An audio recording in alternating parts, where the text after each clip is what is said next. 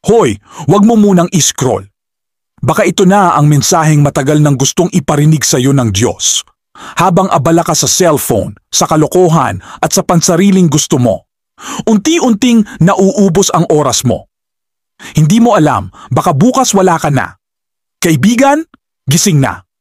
Ang buhay ay maikli, pero ang kaluluwa mo ay panghabang buhay. Piliin mong lumapit sa Diyos habang may pagkakataon pa. Siya lang ang tanging daan sa kaligtasan. Kung naririnig mo ito ngayon, hindi aksidente ito. Isa itong paalala mula sa langit.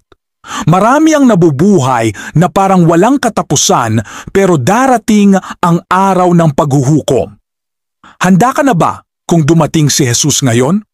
Huwag mong hintayin na magsara ang pinto ng biyaya. Tanggapin siya ngayon, isuko mo ang puso mo at hayaang baguhin kanya. Sa kanya may kapatawaran, may pag-asa at buhay na walang hanggan.